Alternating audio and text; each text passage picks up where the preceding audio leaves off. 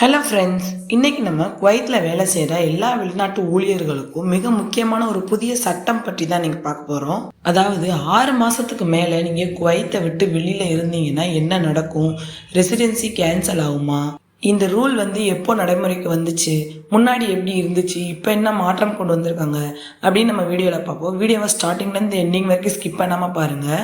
இந்த தகவல் உங்களுடைய ஜாப், விசா, ஃபேமிலி இது எல்லாத்தையுமே பாதிக்கக்கூடிய ஒரு அப்டேட். இந்த தகவல் எந்த ஒரு வாட்ஸ்அப் ஃபார்வர்டும் கிடையாது.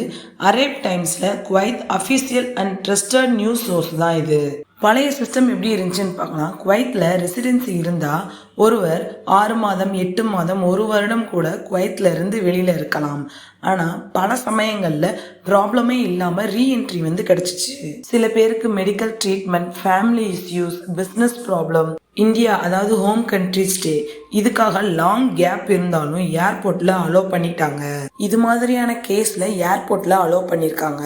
பழைய சிஸ்டம்ல ரூல் இருந்தாலுமே ஸ்ட்ரிக்டா ஃபாலோ பண்ணல. குவைத் கவர்மெண்ட் எதுக்காக இந்த ரூலை ஸ்ட்ரிக்டா கொண்டு வந்திருக்காங்கன்னு கேட்டீங்கன்னா, ரீசன் ஒன்று பார்த்தீங்கன்னா டம்மி ரெசிடென்சி. அதாவது குவைத்தில் வேலையே இல்லாமல் ரெசிடென்சியை மட்டும் வச்சுக்கிட்டு ரொம்ப வருஷமாக வெளிநாட்டிலே இருப்பவர்கள் தான் அதிகம். அதுக்காக தான் குவைத் கவர்மெண்ட் இந்த ரூலை ஸ்ட்ரிக்டாக கொண்டு வந்திருக்காங்க. செகண்ட் ரீசன் என்னன்னு பார்த்தீங்கன்னா, பாப்புலேஷனை கண்ட்ரோல் பண்ணுறதுக்காகவும் கவர்மெண்ட் என்ன எதிர்பார்க்குறாங்கன்னு பார்த்தீங்கன்னா, genuine workers, active residents, legal experts இவங்களை மட்டும்தான் கவர்மெண்ட் எதிர்பார்க்குறாங்க. தேர்ட் ரீசன் என்னன்னு பார்த்தீங்கன்னா, செக்யூரிட்டிக்காகவும் ரெக்கார்ட்ஸை மெயின்டைன் பண்ணுறதுக்காகவும் இந்த ரூலை ஸ்ட்ரிக்டாக கொண்டு வந்திருக்காங்க. அதாவது ஒருவர் குவைத்தில் இருக்காரா இல்லையா, அவர் வேலை பார்க்குறாரா இல்லையா அப்படின்னு கிளியரான டேட்டா மெயின்டைன் பண்ணுறதுக்காக இந்த ரூலை ஸ்ட்ரிக்ட் ஆக்கியிருக்காங்க. ரீசன் 4 பார்த்தீங்கன்னா, குவைத் கவர்மெண்ட் ஃபுல்லாகவே டிஜிட்டல் சிஸ்டமாக மாற்ற போகிறாங்க. அதாவது immigration, PACI, man power, airport system இது எல்லாமே ஃபுல்லி கனெக்டடாக வரப்போகுது.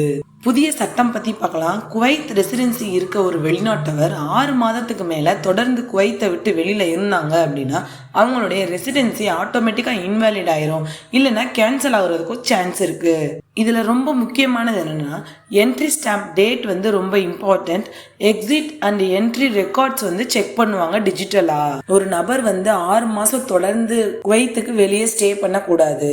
ஏர்போர்ட்டில் என்ட்ரி டெனி ஆகலாம், அப்படி இல்லைன்னா ரெசிடென்சி எக்ஸ்பயர்ட் டியூ டு அப்சன்ஸ்ன்னு சொல்லலாம். இந்த ரூல் யாரெல்லாம் அதிகம் பாதிக்குதுன்னு கேட்டீங்கன்னா, மெடிக்கல் அப்புறம் ஃபேமிலி ரீசனுக்காக லாங் லீவ் எடுக்கிறவங்களை ரொம்ப பாதிக்கும். கம்பெனி இன்ஆக்டிவ் எம்ப்ளாயிஸை ரொம்ப பாதிக்கும். டம்மி ஸ்பான்சர் அதாவது ஃபேக் ஜாப்ஸ் பண்ணுறவங்கள ரொம்ப பாதிக்கும். ஃபேமிலி விசா டிபெண்டன்ஸை பாதிக்கும். பிரைவேட் ஒர்க்கர்ஸ் அப்புறம் டொமஸ்டிக் ஒர்க்கர்ஸ் எல்லா வெளிநாட்டவர்களுக்கும் இந்த ரூல் அப்ளை ஆகும்.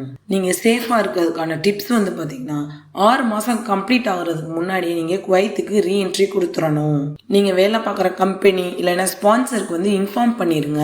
மெடிக்கல் ரீசன் இருந்துச்சுன்னா எம்பசி இல்லைன்னா அஃபீஷியல் லெட்ரு கொடுக்கணும். இதோட மெடிக்கல் ப்ரூஃப் நீங்கள் கட்டாயம் கொடுக்கணும். அப்புறம் family visa holders 6 month rule check பண்ணிக்கோங்க. ஃப்ரெண்ட்ஸ், இது ரூமர் கிடையாது, வாட்ஸ்அப் ஃபேக் மெசேஜும் கிடையாது.